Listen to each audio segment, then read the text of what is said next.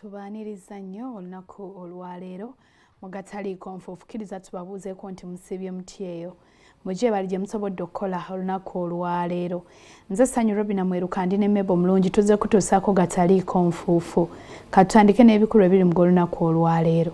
Ebikulu yamulemererwa mu bulamu. Ensonga z'omuyimbi Kafeero zikyusizza enkuba. Namwandu w'emulago ayasizza ebyama n'ayambalira bisirikirwa. Nti n'amala asooka omukyalo oyo okufa agenda tutawaanya nnyo.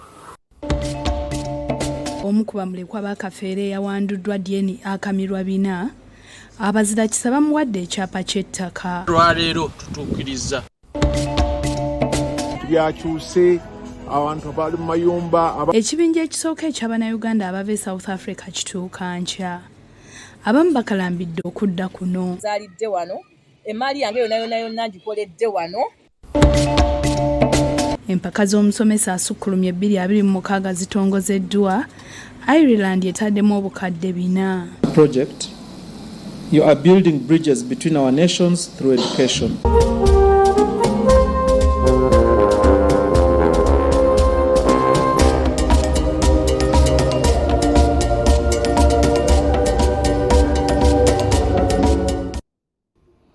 Kale mutusasireko katono olwakakeekuttemu naye katutandike agataliiko nfuufu mu bujjuvu.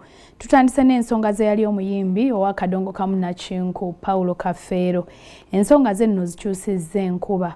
Kati ate bannamwandu nga omu ye Nantale Babirye avuddeyo n'ayambalira munne bisirikirwa. Emboozi eno katugikutuuseeko mu bujjuvu. Ogwo gw'abaana bwe gwasitula ng'ogamba nti si abazaala. Ebyo yali omuyimbi wa Kadongo Prince Jopo Kafeero birabika nga si byakugwa kati ng'olunaku olwaleero.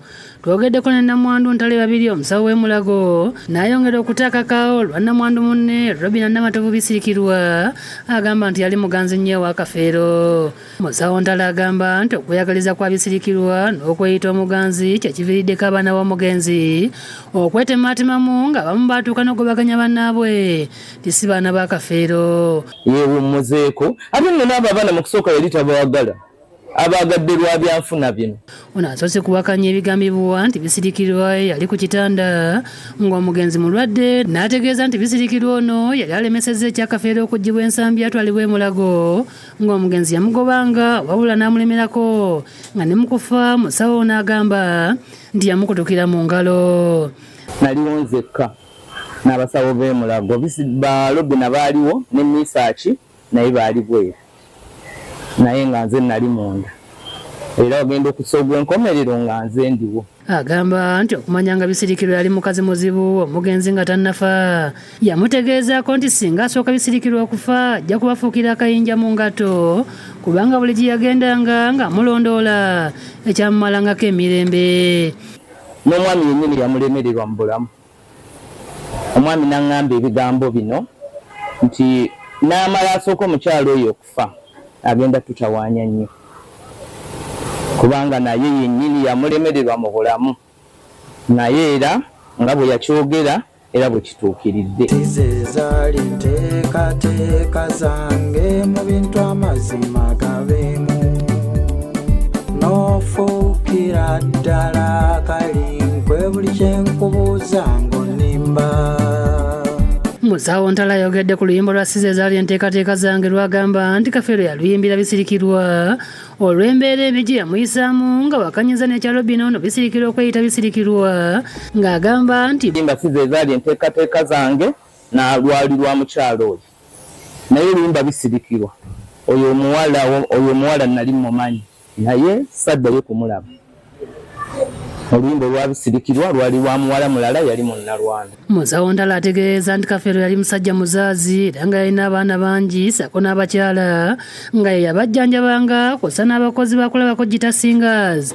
Ekyali ekibiina kya Kafeero ng'abaana abasinga bagobaganyiziddwa bamanyi era nga babaleeta kitaabwe akyali mulamu. Abakyala bangi abalina abaana baffe kubanga nze n'abaana babandeeterangako oluusi bajjanjaba oluusi n'abakyala nakyo ekibiina kya kulabako Gita Singers nze nali nga nkijjanjaba kati nga bw'ajja agamba ng'olabye n'ebizibu byange naye nga nze bajja ng'abaana mbajjanjaba kati ye bw'ajja ng'alyoka asasula. Era abaana tubamanyi, sigamba nti abaana bajja Pawulo afudde, abaana abasinga tubamanyi. Waliyo Joani, waliyo abaana gye wali kati oyo Martin omusika naye mumanyi. Abaana baffe ssebo ekyo nkikakasa nga ndi mukazi mukulu byanfuna byebiri emabega w'okugobaganya abaana. Ayogedde ne ku Thomas Kafeero amanyiddwa nga Swazi ne banna bagamba nti kitaabwe yabatwalira bisirikirwa emaganjo n'abagoba n'abamutwalira abalabirire n'oluvannyuma n'abatwala ekajjansi. Pawulo bwe yatwala abaana abo ng'oyo omukyala alemedde emaganjo n'atwala yabo oyo Swazi ne Nagawa n'abawemula n'akwata abaana n'abaleeta. Musawo ono yeewonyeza bisirikirwa okugamba nti Kafeero yali tazaala olw'okuba nti yali munywi wa mwenge, n'ategeeza nti singa bwe gwali ne bana abaana bakakasiddwa DNA teyandibazadde ng'amulumiriza n'okulimba nga Kafeero embuto n'amala n'amuleetera ebibumba by'enkoko era nga gwe yayimbako mulimba lwagala enzimwe. Naye yennyini yavangamu embuto. Okiwulidde kubanga eyo vidiyo ya Walombeza ogiraba? Nze nayingiza Pawulo emulago mu ddwaliro ogenda ogikola. Tuba tuli eyo n'akuba essimu ti olubuto luvuddemu. Era njagala okukakasa gwe yayimba batuzizika ebibumba by'empisi. Kubanga yagambanga embuto zivuddemu naye nga Pawulo talaba mbuto zikola ki? Zivaamu. Kati lumu amugamba kandabe ye bannange olubuto luvuddemu lwe luliwa. Nga yaddidde ebibumbabumba n'abigatta wamu nga byayita olubuto oluvuddemu. Amulumiriza n'okulukolokera okulumba amaka g'ekajjansi nga abakulembeze b'ekyalo lwabiyingiramu ne bakyusa ne bagamba nti baali banoonya bisigala by'abafu era nga naye yamuyimbako mulimba lw'ebisigala by'abafu. Kone yatumidde okujja bafuuse amaka gange ne bagalalika busina ne mbaana okwemukirana mbwe wange eriyo ebisigala by'abafu. Musawo Ntale akomye bisirikirwa okomye okweyita omuganzi eri Kafeero kubanga buli mukazi Kafeero gwe yaganzanga nga muwaana ate nga bisirikirwa talina gye bamwanjula era nga teyali wampeta nga ne bwe yabasanganga nga bali ne Kafeero ng'amugamba nti eyo kibanda tomumalirako budde. Omusajja bw'akwana gwe oba muganzi, bw'akwana oli aba muganzi n'ono amugamba gwe gwe nsinga okwagala n'ono gwe nsinga okwagala. Kati ate afumbako mu maka ga Kafeero yamanya atya nti ye muganzi. Senga yafumbayo ne bamuwasa embaga ne tumanya nti eseetegedde nti yono omukyala ne bamugulira amaka ne bamuteekamu wali twanditegedde nti ye muganzi.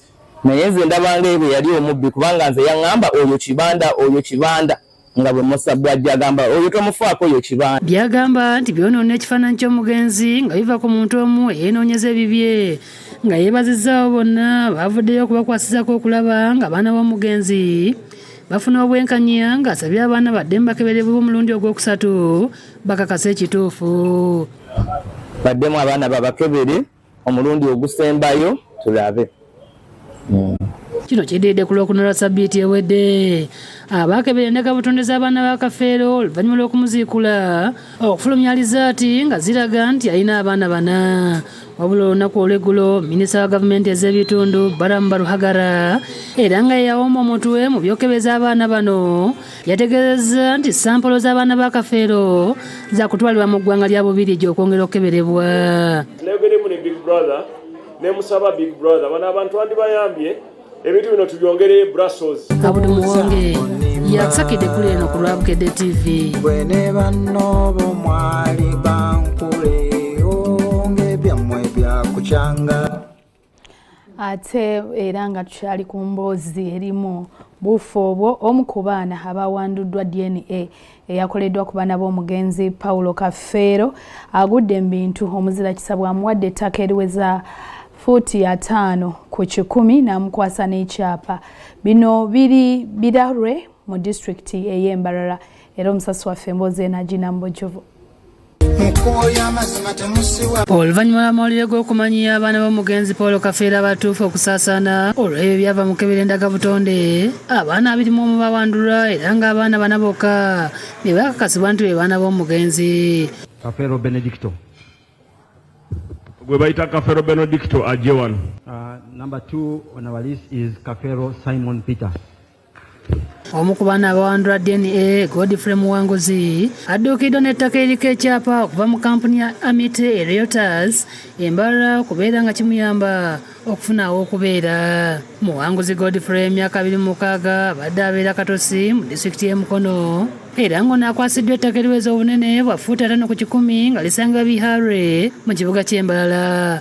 Okulimukwaza kiddiridde okuba nti omuvubuka Muwanguzi yalabikira ku mutimbagano n'omuyimbi Bruno K ng'asaba obuyambi ku Lwokutaano lwa wiiki ewedde era olw'obukakkamu bwe yalaze kye kyavuddeko abantu okusaba mudduukirire asobole okufuna w'atandikira. Mukama wange mbadde nsaba mwana ono mumpeere ettaka given the fact that talina maama talina taata initially basically amwe yafa taata we ebyagwawo mwabitegeera so Mukama wange n'awulira omulanga gwaffe n'amuwa ettaka era atuukiriza obuvunaanyizibwa obwo teyasuubiza mpewo. Embala Muwanguzi awerekeddwako Bruno K ssaako ne mwannyina Faith Nabbosa ow'e Mukono gwabeera naye nga Albert Tushabe abakwasiza ekyapa ky'ettaka mu butongole. Bruno K ne Tushabe boogedde ensonga lwaki badduukiridde Muwanguzi.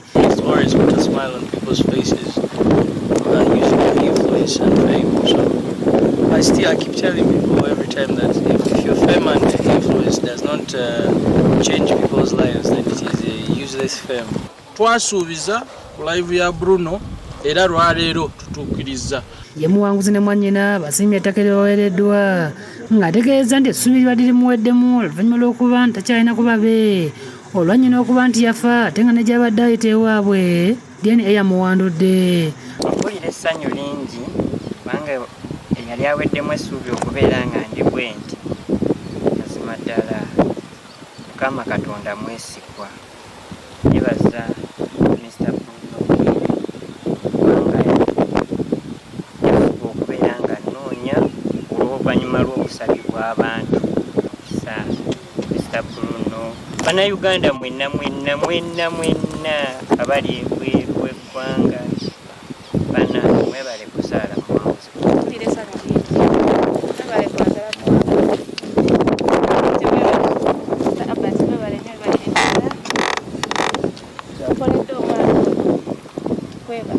Tushabe agambye nti balina nnyo wabula okugabana okuyamba gubeera mutima era asabye abantu okwongera okuyamba abantu nga Muwanguzi okulaba nga nabo beeyagalira mu ggwanga. Muwanguzi twasalamu nga kampuni tumuwe ettaka era leerino we tuli wano era kino kiwedde. Fatuma Nagudi yakusakidde eggulire lino ku Lwabukedde TV.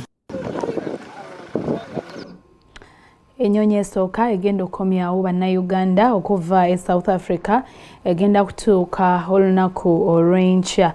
Omubaka wa Uganda e South Africa Paulo Amoru ategeezezza nti buli kimu kiwedde okuggyako bannayuganda abamu abagambye nti tebasobola kulekayo bintu byabwe. Gavumenti emaliriza enteekateeka z'okuzza bannayuganda e South Africa kuno oluvannyuma lwa nsalesale oba bagwira okuggwa ku lunaku olw'eggulo. Kyaddira akabinja k'abavubuka ak'ettuma March and March okutandika omuyiggo ku bagwira bava mu mawanga ga Africa abakulira mu ggwanga lya South Africa okulangirira nti balina okwamuka eggwanga lyabwe ng'asita omwezi ogw'omukaaga terunayita nga balumizza okumalako emirimo. Foreigners are being given priority over South Africans because they don't strike, they don't comply with minimum wage, they just want to survive and have shelter and have food. Omubaka wa Uganda atule South Africa Paulo Amoro mubaka bwawuliriza ategeeza nteekateeka ziwedde ng'ennyonyi esooka esimbula nkya ku kisaawe ky'ennyonyi kya Oliver Tambo etuuke ku kisaawe ky'ennyonyi Entebbe ku ssaawa 12 n'ekitundu ez'olweggulo. We can confirm without any iota of doubt that tomorrow we should be able to see and receive the first batch of our nationals. Amolo ategeeza nti bakolaganya bulungi n'ebintu by'ensuga z'awaka South Africa okulaba nga bannayuganda bakolebwako badde okwabo bwe. Ategeeza nti abantu beetegese bulungi okulaba nga bakomezebwako kuno nga bali mu bifo ebyassiddwawo mu bibuga okuli Pretoria, Johannesburg, Durban ne Cape Town. Amolo yeebazizza Pulezidenti Yoweri Museveni omuduuzi wa UPDF General Musikani Lugaba olw'amaanyi ge bataddemu okulaba nga bannayuganda abali South Africa bakomawo. People are in good spirits and they are entirely grateful to the government and especially the Fountain of Honor, His Excellency President Yoweri Museveni, for his fatherly and decisive decision to evacuate Ugandans who have voluntarily requested that government returns them home. yebaze ne Saminsiro Bira Nabbanja nakulangana Mr. Nsongeze bwe tajalo nchine kasolo ole bakoze kulanga na Uganda badda kuno. We also thank very much the Prime Minister who has been calling us on a daily, and our line minister, the acting minister Honorable Kasolo, for the leadership and support, and all the other MDAs for the great work done. Ategeza nti okujja bannayuganda Uganda South Africa okutandika olunaku olw'enkya kusubira okumizibwa ku bbalaza nga bannayuganda bali wakati w'olunaana n'olukumi basuubira okudda kuno. wadde nga bannayuganda bangi bakyewandisa n'okwesunga okudda olwa bategeeza nga batalina ssuubi ya kudda olwa famire n'ebibugaga byabwe bye bakoze. Saida Isima wasawula Tours and Travel nga wangalya Kempton Park walina n'edduuka eritunda spare agamba nti amaze ennaku bbiri nga tagula okukola okuwola emali ye okubibeera kati yeesibidde waka ne famire. Naye nze nno sisobola kudda waka, nze wadde ndi mu kunyigirizibwa kubana kati ndi waka sikoze olunaku olwaleero tetukoze naku 3 tetukola. Bwe batugamba nti bajja nga tuggalawo amaduuka nga tudde ewaka nga tutuula tuba tufiirizibwa. Ategeza ndi wadde embeera ya bunkenke talina nteekateeka ya kudda Uganda kubanga talina kwagenda kulekera mali ye gy'akoze omunira amaka g'omulimi emyaka 2 gy'amaze South Africa. Yes, badde bannaffe bagenda kuba nkoze ebbanga ddene emyaka 20 nga ndi wano nkola. Najja ndi mwana muto, abaana bange bonna mbazaalidde wano, emali yange yonna ngikoledde wano, kati sisobola kumala gatambula nendeka ebintu byenkoleredde ebbanga eddene. Ye Francis Zavuga Sendi wa Johannesburg alina kampuni ekubba empapula niyalaze obunkenke balimo mu kiseera kino ng'agamba nti n'okutuuka mu kifo wakolera kizibu. Ate mu mbeera eriwo kati gavumenti yaffe yakoze ekintu ekirungi neteekawo entambula ey'ennyonyi ezaayo abantu waka ababeera bazitowereddwa. Naye kati ffe mu mbeera eyaffe si kyangu okubanga already tulinawo ebintu byaffe wano byotasobola ttika mulundi gumu mboba bitunde within kintu ne bwoba wakutunda business genda kubeera process ekintu ekitali kyangu. Ategeza nti basobodde okugula bakolesa wambale mwe balabiriza tibalumbibwa. Tusabireko tulabe nga embeera entugivuunuka kubanga ffe nga bwe tuli abamu abali mu business suubira nti kyangu nnyo gavumenti yaffe okujja netutikka omulundi gumu netwala. Naye nogwo omukisa guli baguze ndowooza ebituuse omuntu ayinza okukkiriza noga nti kankolera ewaka tetukiinaako mutawaana. Naye nga bannayuganda mwenna abaliwo abagumye mweyongera okwekukuma n'abasazeewo okudda eka mukoze ekintu ekyasinza okuba ekyobugezi. Mukabya Junior ngono mutani w'omuyimbi Wile Mukabya agamba talina nteekateeka za kudda Uganda olwa famire ye gyali ne South Africa. Abantu abamu kati nganze tulina bizinensi zaffe wano nga tosobola kukola ki, tosobola girekawo, tulina famire wano nga tosobola lekawo baana, tosobola kugamba nti weesonyiwa South Africa yafuuka kitundu ku bulamu bwaffe. Kale n'ebyo tubirabye okukomyawo abantu kugenda kukomekerezebwa ku lunaku olwa bbalaza. Ate empaka ez'abasomesa abasukkulumye ku balala nga zino zimanyiddwa nga Teachers Making a Difference ez'omwaka 2026 zitongozeddwa nga ku mulundi guno zitegekeddwa kampani eya Vision Group ng'eri wamu n'ekitebe ekya Ireland mu Uganda ne Ministry ey'ebyenjigiriza. Abagenyi ab'enjawulo kubadde omubaka w'eggwanga lya Ireland mu Uganda High Excellence Max Gaina, Director y'ebyenjigiriza n'omutindo mu Ministry y'ebyenjigiriza Francis Atima n'akulira kampuni ya Simba Travel Care batuuse ku kitebe kya Vision Group ku saa 8 ez'omutuntu okwetaba ku mukolo gw'okutongoza empaka z'abasomesa abasukkulumye ku bannaabwe ez'omwaka 2026. Baneezeddwa omukungaanya w'oku ntiko Sydney Miria Babanga ne John Eremu akulira New Vision Foundation abakulembeddemu okubatuusa mu kisenge wateekeddwa omukolo gye baneezeddwa akulira Vision Group Don Innocent Wanyama ategeeza ng'omukolo guno bwe gubaddemu ebintu ebikulu 2 omuli okuzza obujja enkolagana wakati w'ekitebe kya Ireland mu Uganda ne kampuni ya Vision Group saako okutongoza empaka z'omwaka guno. Today is also historic because we are marking 2 important events, ladies and gentlemen. First, we are renewing the continuation of almost a decade-long partnership between the Embassy of Ireland and the Vision Group And secondly, we are officially launching the 2026 Teachers Making a Difference competition. Asimye ekitebe kya Ireland okuba ekisaale kukwatizaako Vision Group okulaba ng'ekirooto kino kifuuka ensonga mu ggwanga era n'abakampuni ya Travelcare okwegatta ku nsonga eno gy'agamba nti esukkulumye mu Uganda n'efuuka ya nsi yonna. You are not just funding a project, you are building bridges between our nations through education. We sincerely thank you for continuing this legacy that has celebrated over 600 teachers through publication of their innovations and experience sharing on Vision Group media platforms. Through this partnership, we have also been able to send at least 53 teachers for CPD programs in Ireland. Asimye minisitule y'ebyenjigiriza olw'okuvaayo okuwagira empaka zino okulaba nga zituuka n'omutindo ogusaanidde ne yeebaza minisitule y'ebyenjigiriza era mukulembeze w'eggwanga Mama Jendi Kataha Museveni okubeera omusaale. Through you, Madam Director, we request that you convey our sincere gratitude to the Honorable First Lady and Minister of Education and Sports, Mama Janet Kataha Museveni, for her unwavering support to this project and elevating the awards to a national event. Alaze ebirungi ebivudde mu mpaka zino bwe kyazitandika zagambye tezireeseewo enjawulo nnene eri abasomesa mu ggwanga n'ebyenjigiriza okutwaliza wamu era n'asuubiza okugenda mu maaso n'asaba na Uganda okusemba abasomesa bonna gye bali abakola ebizukkulumye. So as we open nominations for the 2026 competition, I call upon every Ugandan, every parent, every student, every community leader to help us find the teachers who are making a difference in your communities. To you, our teachers, watching or reading the newspapers today, this competition is for you. You're the architects of our future. Director Timanga yakiikiridde omuwandiisi w'enkalakkalira w'ebyenjigiriza Dr. Kedres Yagenda atendereza empaka zino zagambye nti zisukkuluma okuvaayo empaka kyokka wabula ne zisiima emirimu emirungi n'obuyiiya obw'abasomesa era n'asiima Vision Group. It is a celebration of excellence, innovation, commitment and a transformative role that teachers play in shaping our nation. Allow me to extend my sincere appreciation to New Vision and Ireland, members of Ireland, whose dedication has made this initiative possible. Lydia Bakamushaba ku lwa kampuni ya Travelcare asiimye enkolagana gye balina ne Vision Group okuva mu mwaka gwa 2017 era neyenyumiriza ku basobodde okutuukako nga kampuni. From the bottom of our hearts, we really appreciate each and every one of you. And we were happy to be partnering with you since 2017.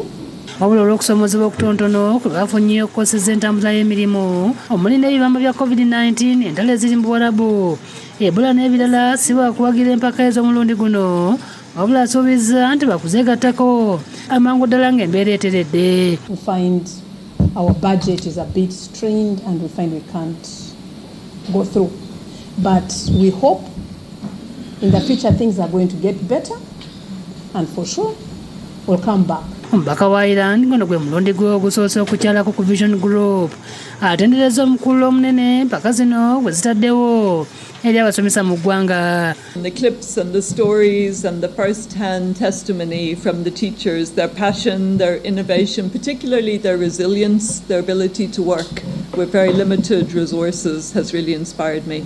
Akikkaatiriza ng'eggwanga lya Ireland lisoosowaza ennyo ebyenjigiriza era mu nkolagana ya Uganda ne Ireland esoba mu myaka 3 batadde nnyo essira ku nsonga eno. And then more broadly, as you were saying, the Embassy of Ireland's education programme, we invest about €6 million annually in Uganda. So looking ahead, we remain firmly committed. Education in Uganda is our flagship. Ayanjudde tu lya bukadde bw'ensimbi 4 eza Uganda zebawaddeyo okuwagira empaka z'omwaka guno era n'asuubiza okwongera okuziwagira n'asiima Vision Group n'abagikwatirako olw'omulimu omulungi gwe bakola eri abasomesa.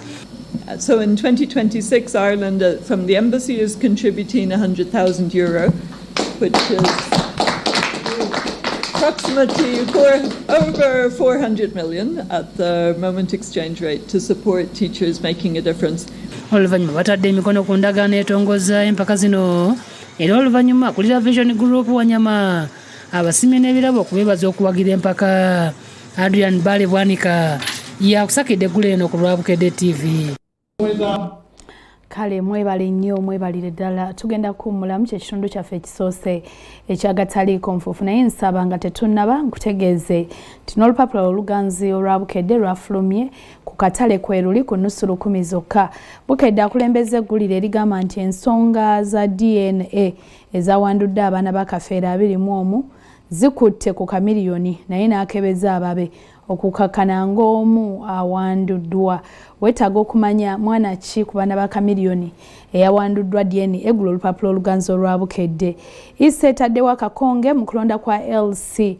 Buli mulonzi kateekeddwa okufuna kakonge ki gulo olupapula omanye ebisingawo. Tukuleetedde omubaka alese ebyama ebiwuniikiriza ku ddogo mu Parliament. Ate amasomero n'abazadde abalina abayizi aba P7 temusubwa Bukedde Paspiel Imok ng'ono ateekateeka omuyizi okuyita ebigezo ebyakamalirizo weewaawo era Bukedde akuleetedde n'emboozi ekulaga obulabe obuli mu musujja gw'ente nkugamba nti nze mankusunirako obusunizi weetaaga n'okeera n'ogula olupapula luno ku nnusu 10 zokka n'ofuuka mumanyi. Kyekitundu ekisoose mu gataliiko nfuufu tuwummulamu katono tugenda kudda n'ekitundu kyaffe ekyokubiri mulimu gano. Linda ne mino mugataliiko nfuufu. Ekifuba kikulemeddeko kikusiiwa kiraakira tekikutuka obussa bubi naawe alina ssenyiga nga takuggwako kozesa Lugave Cough and Flu Syrup musange mu pharmacy ne drug shops zonna lyakakasibwa National Drug Authority. Sabbuuni ow'amazzi anaaba mu ngalo akolebwa aba Octopus alimu ekirungo ekitta obuwuka ekiyamba okutangira endwadde. Amwetaaze mu bungi tukubire ku ssimu zino wammanga. Bannafe abakutuusaako Sanyuka Banana Flavor Gin bakuleetedde akenga akapya ke bayita Sanyuka Paulika kalungi nnyo ate nga kasangibwa mu maduuka gonna mu Uganda. Amatikira ga Kabaka aga 33 tusumuludde emboozi ezikwata ku masaza ga Buganda 18. Mbirize Banda Kireka zonna ziri mu Kyaddondo. Ekika ky'omugataliiko nfuufu.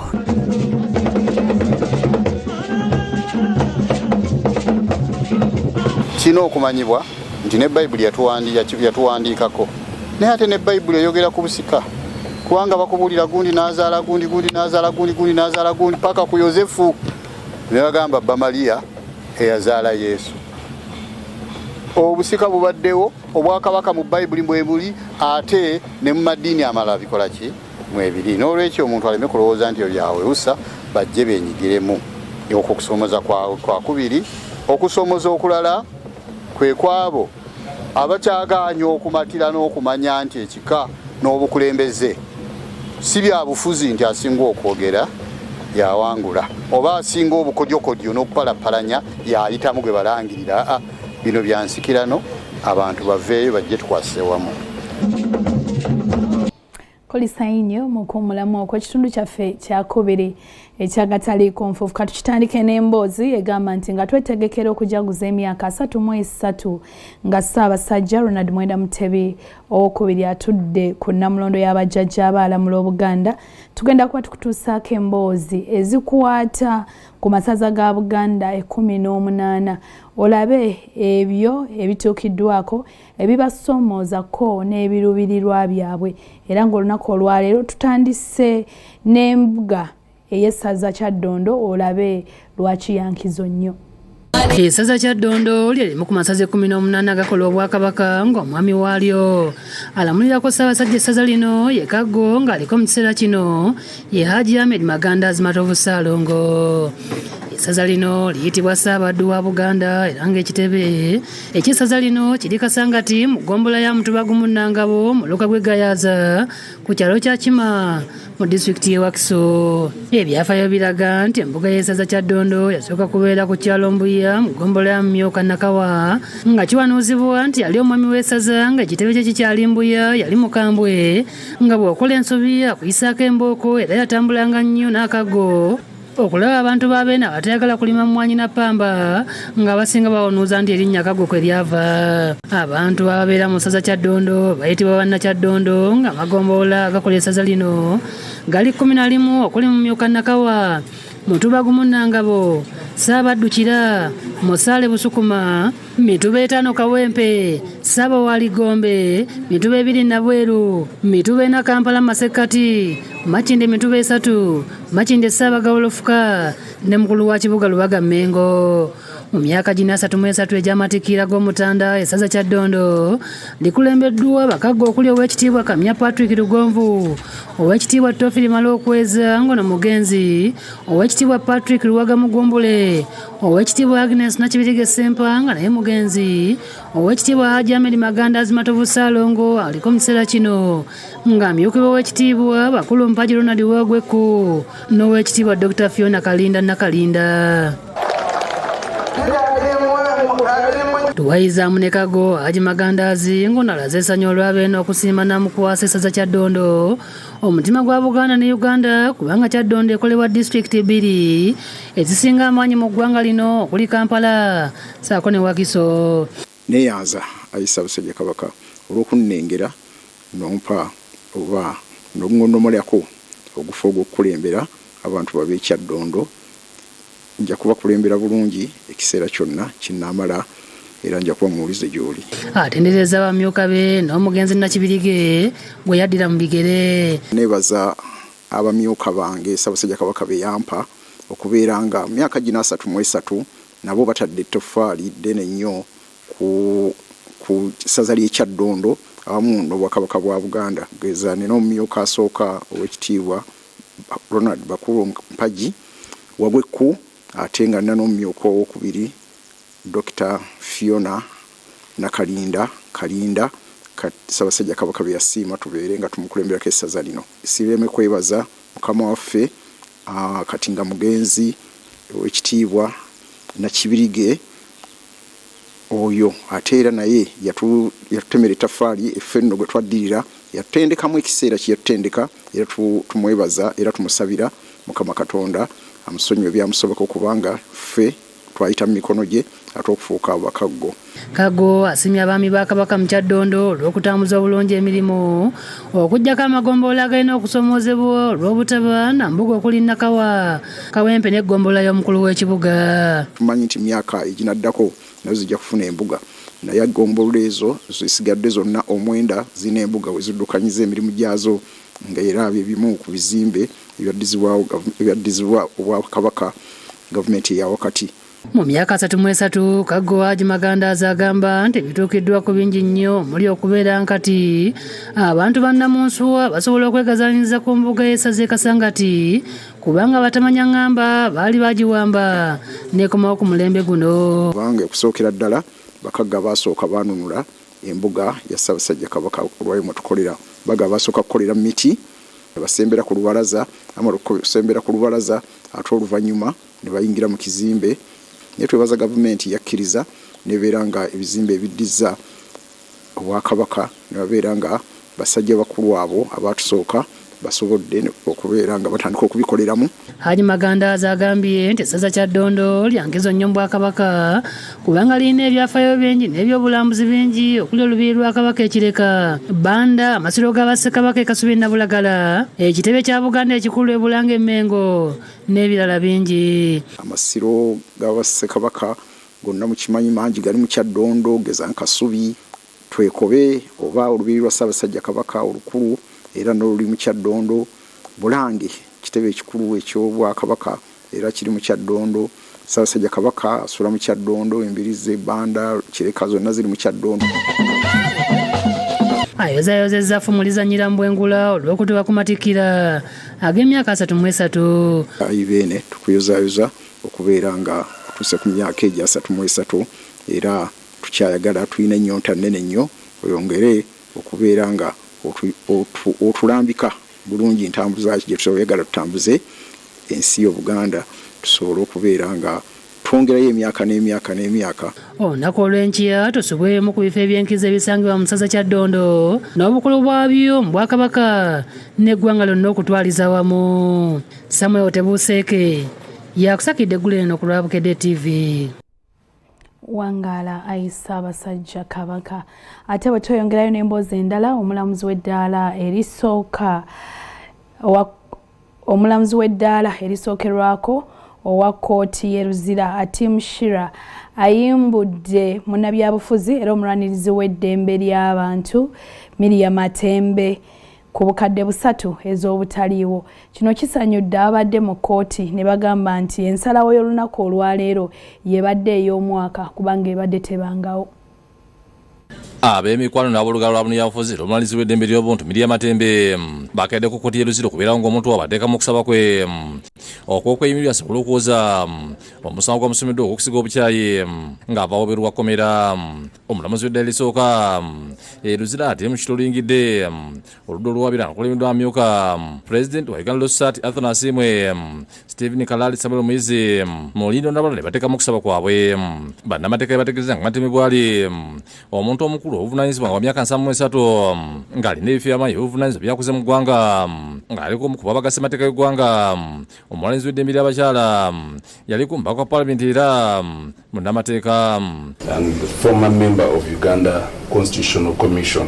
Bongeddeko nga 23 omwezi ogwedde Matembe bwe yali awaka w'e Luzira ku Lake Drive zoni yasala okukola dduyiro bamukwatamu ne babukulukumira lwe ne bayingira mu nju nga bambadde engoye za bulijjo ne yunifoomu obula tebamusangayo nga bino Bob yabimutegeeza teyadda wakankatidde olw'okumukwata. When the husband notified her, she could not come back home. She had to seek refuge. Bagambye nti yasalawo okubuddamu ku mikwano gye gye bamusaba okumukwata ayisibwa mu mbeera mbi nnyo. Olusuku nakulijjidde bamusudde ku poliisi. Bannamateeka bawadde kkooti enzuga 11 beesigamye okumusabira okweyimirira ssaako n'ebyo ebyetaagisa. Baleetedde okweyimirira Matembe kuliko Lucy Akero, omubaka wa Paalamenti ajeekirira mu disitulikiti Kabashalira Nawo omutuuze w'Embuya, Munnakaweera omubaka wa Lushenyi Kawunti Entungamo, omulala abadde Gudda Tumushabe ng'ono musomesa w'amateeka e Makerere. Oludda olwabi nga lukulembeddwamu ku Luthumu Maria mulisabe y'obudde bw'asaba mukeberako ku byaddamu kusaba kwa Matembe okw'okweyimirira. Luwakanyiza okusaba kwa Matembe ne luwa ensonga zaalwo omuli nti Matembe yanoonyezebwa bunoonyezebwa nga yeekwesa talina maka gasimba nga akyayinza okuddamu okubatawanya singa kkooti emuyimbula. Bagasseeko nti abeeyimiridde Matembe abeera mu bitundu by'ewala nga kiyinza okubeerera ekizibu okumujjukiza nkujja mu kkooti. How are we going to find the applicants through the sureties when the sureties are giving us wrong information? These names have been given here, the homes have been given. I don't know why she's doubting the people. Do you know where they stay? In their homes. Bagambye nti singa kkooti etindibwalirwa n'okkiriza okusaba kwateekebwa okuwakulizo obw'amaanyi n'okumukira okuddamu okwogera ebigambo bisiga obukyayi. Oluva omulamuzi Atim Shira awadde ensala mwategeereza nti omuntu yenna alina eddembe okusaba okweyimirirwa nga kuba kusala kwa kkooti n'ekikula ky'omusango nga guno. Omulamuzi asizidde ku nsonga eziweereddwa oludda olw'obutano n'akkiriza okusaba kwa Dr. Miriam Matembe okw'okweyimirira era n'amulagira okusasula obukadde 3 ez'obutaliiwo ataba bamuyimiridde obukadde 2 nga nazo si za bululu. N'agamba n'ensonga ey'okusala okweyimirira kubeere nga mateeka. I'm inclined to grant the bail application on the following conditions. 1. The applicant is to be bound in her own recognizance of 3 million Uganda shillings, not cash. 2. Each of the 4 sureties is also bound in the sums of 2 million Uganda shillings, also not cash. Omulamuzi ategeeza nti Uganda nsi ya mirembe nga buli omu alina okutyagalira mu watali kutaataganya ddembe lya mulala.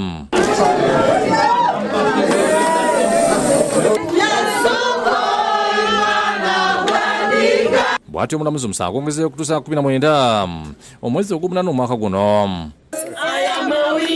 Nze mpulira bulungi ensanyusa neebaza Katonda. Tusaba abamu ku balamuzi ab'ekkooti enkulu baali badde batunulamuko mu nsala y'omukyalo ono omulamuzi Atim Gloria babeeko ne kye bayiga. Joseph Innocent Ssenfuma yakusakidde guno ku Lwabukedde TV.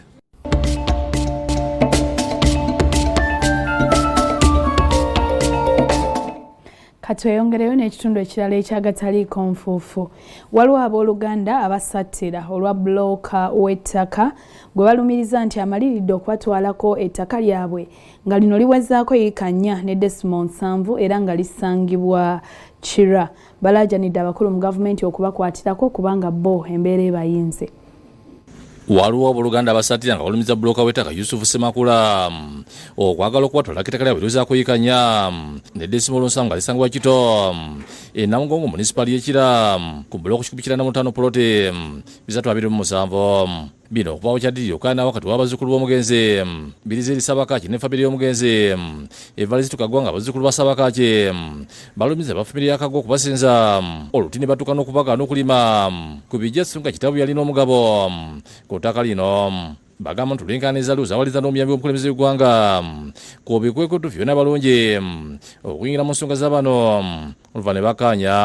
Tugenze tutambula mbwetyo mu mbeera eyo nga twekubira enduulu ewa minisita Namuganza twagendayo n'amugamba Semakula n'agamba teyagula ttaka eryo yamunnyonnyola n'amugamba tagulangako ku ttaka lino. Kigambibwa nti bano nga bakyakayana Semakula bwe yayigirira mu nsonga z'abano n'asuubiza Namwandu waakagwa okumulwanira ku lutalo okweza ettaka lino wabula Namwandu ndagire Rose Kagwa nalimu okukwatagana naye ng'ekyaddirira kwe kuwulira nti bbulooka ono yakola endagaano nga bamuguzizza ettaka era nti yagisaako n'emikono. Eyajja nti anyambeko Yusufu Semakula ne mugamba tojja kunyamba naye ye n'agenda maaso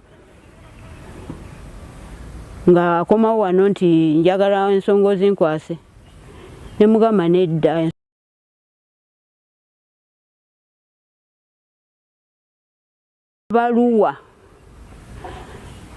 Amabaluwa ago nga galimu nti omugenzi Evariste Kagwa Kimala Empaka yafa nga amaze okumuguza ettaka lino lyonna. Ekitaaliyo kuba omugenzi yafa tayogedde ku kyakutunda ttaka. Ndagira agamba mu kiseera kino asubira kutebuukirwa abantu batategeera balambula ettaka lino mu kironga ne mutabani we mabigako yawambibwa abantu abatamanya bamutwala mu kifo ekikusikire bamukaka okubaako endagaano zasaako emikono ne bamuteeka mu mmotoka omu n'amutuula sayidi n'omulala n'amutuula sayidi n'amutwala gye bamutwala bamusibira mu nju ne bamugamba kiggwa leero wandiika teeka omukono ku biwandiiko bino noono ye looyawo yali talina kyakukola.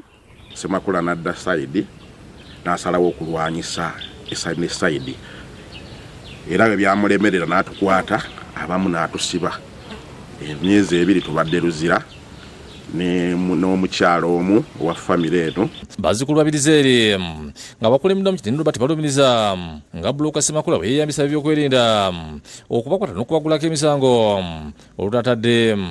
Era tusabye tuyafune okuyambibwa n'omukyalo ono Namwandu yeekubidde enduulu mu bintu bingi mu bitongole ebyenjawulo naye abatafuna kuyambibwa. Tubadde tusaba ensonga abali mu minisitule z'ensonga z'ettaka Pulezidenti atuyambe ne mwami Muhoozi atuyamba mutukwatireko. Bano balaze okutya olw'ebijja byabwe ebisulirira okusendebwa bwe batebalajjanira abakulu mu gavumenti okubayamba ku nsonga zaabwe. Mwami Semakula oyo ave ku ttaka lyaffe kubanga talirinaako ki kakwate. Kaweefube bwafe okugera ku ne Semakula agudde butaka olwo amasimu ge gonna agamanyiddwa obutayitamu. Kyokka twogedde ku n'amateeka we Adamu Mukibi ku simu n'abakanyi byogeddwa bw'ategeezezza nga balumiza Semakula we balina ebyapa obukyamu. Abantu abo bakozesa letters of administration ez'omugenzi Ssaabakaaki Birizeri ate okugenda okwepaatiika ku ttaka ly'omugenzi Kagwa Evariste Kirayira nti wange gwe yagulako nafa. Ategeeza nga Semakula ettakirogerwako bwe yaligula ategeeza nga ensonga zino ziri mu kkooti nga balinze ekola okusalawo. Era kira nti wange we yakola complaint mu Ministry of Lands netunuulira ensonga ezo nga ddala zirimu obumenyi bw'amateeka era nti teteekewo kye tuyita public hearing. Javani Kibirige yakusakidde gwe ku TV. Omutaka Julius Sebwato owa Bukedde Famma asabye abadigizi okumulaga omukwano mu kivulu kye yatumye ekikadde mbinyanyanyanya Sambagala. Omukozi wa Bukedde Famma omutaka Julius Sebwato atuuzizza olukuŋŋaana lwa bannamawulire ku kitebe kyaffe wano mu indasitule mu Kampala n'alambulula enteekateeka z'ekivulu kye yatumye ekikadde mbinyanyanyanya Sambagala ekiriwo ku lw'omukaaga lwa wiiki ejja ng'ennaku z'omwezi 11 ku kisaawe Nabweru.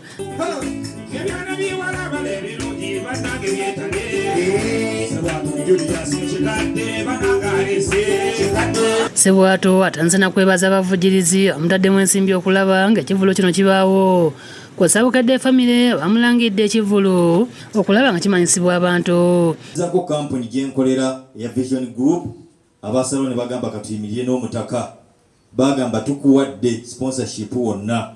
Yebazza mikwano gye Suna Ben ne Mbazira Tone abamuyingiza mu by'okutabula omuziki ogw'ebinnyanyannyaanya olw'obutamulekerera wabula ne bakuuma omukwano gwe balina gy'ali. Mwe bali kutukwatako ng'abaana okutugayidinga wetusobezza ne mutulungamya ate n'okututemera ekkubo mwe tutambulira guno gwali musingi gwammwe abagamba nti ffe katugumire ebivumo n'amayinja tunywezemu endongo y'ebinyaanya ebo n'amawanga kati ebunye wonna. Ategeeza nti bingi bakyusiza mu kivvulu kino okwawukanako omwaka oguwedde okulina okukendeeza ku bayimbi kimusobozesa okulinnya ku stage amangu olwalyoka kuba badigiza emiziki.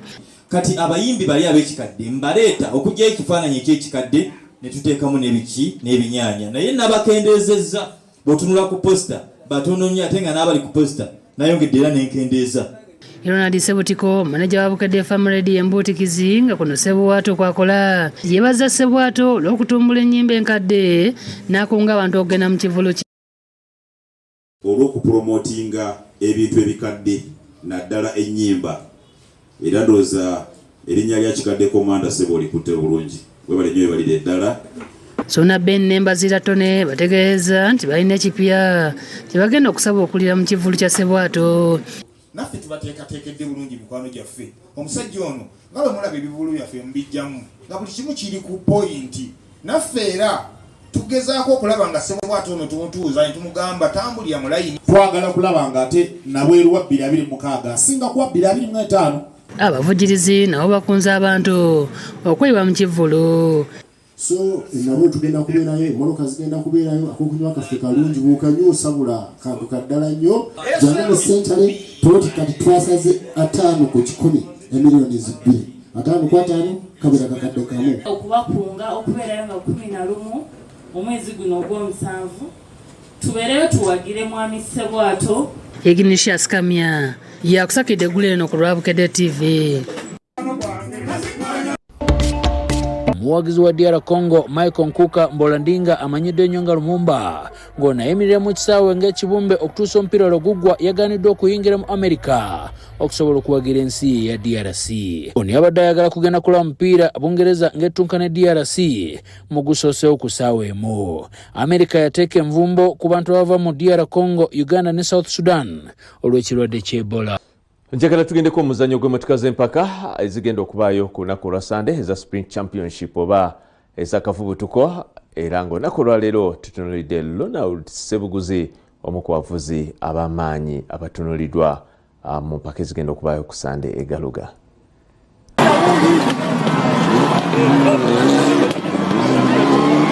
Champion w'emmotoka z'empaka omwaka oguwedde Ronald Sebuguzi y'omu ku bagenda okuliisa banenfuufu nga balona engula y'eggwanga mu z'akafubutuko ku Sande ne Galuga. Wadde ng'omwaka guno engula ya NRC tennamutambulira bulungi ono atunudde kugyeddiza wabula agamba nti okugyeddiza alina kutandikira mu z'akafubutuko.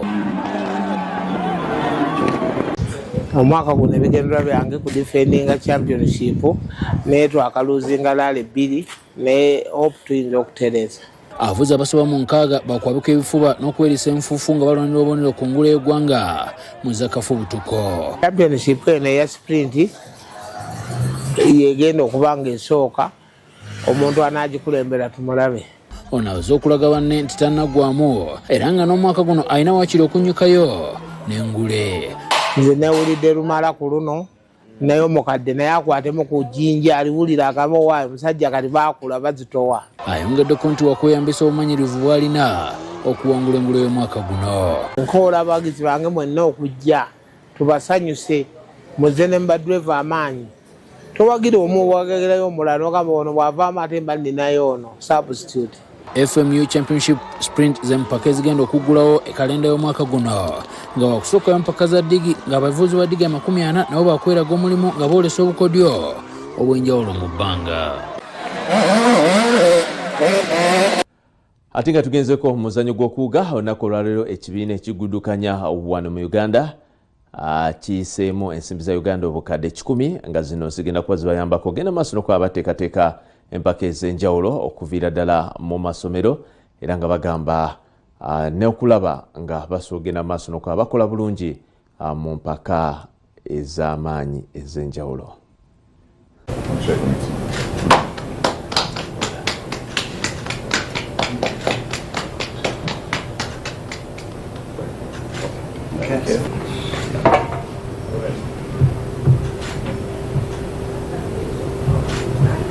So tuli basanyu nnyo aba Uganda Aquatics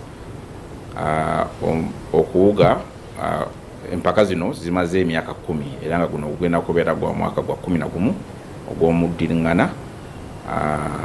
Namba z'abawuzi zibadde zijja nga zikula naye n'omutindo nga gweyongera. Omwaka guno empaka za njawulo olw'okuba nti twafuba okulaba nti abawuzi basooka kwetaba mu league then babe nti bafuna obubonero obubasobozesa okwetaba mu zino empaka.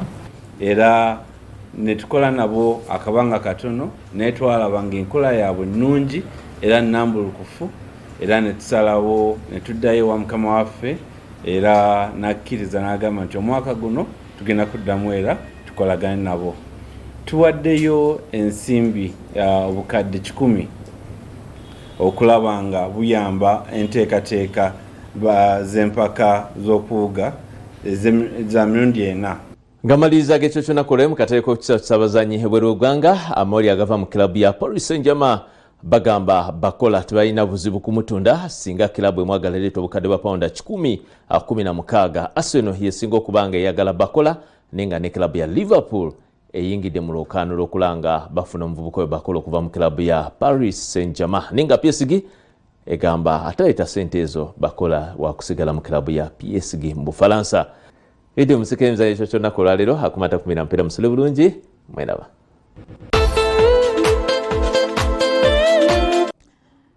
Mwebalire ddala bannaffe betutambudde nabo bukya twatandise agataliiko nfuufu. Tujja gaddamu ku saa 12 ez'okumakya. Nze Ssanyu Robina Mweruka ndi ne Mmebo Mulungi. Teweerabira kuyitako mu Kushona Designs ofune gomesi n'engoye zonna ez'emikolo ez'omulembe basangibwa wali opposite Old Kampala Primary School. Katonda abakuume musule bulungi mweraba.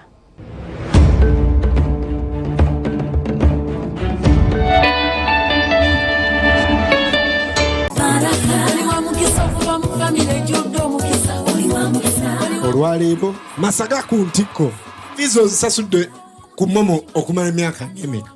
Ntandise ttaamu ewedde. Ese yenna mugenyi Eliana Soso Parents Primary School baby class. Bambi namugenyi Banji gyebaleko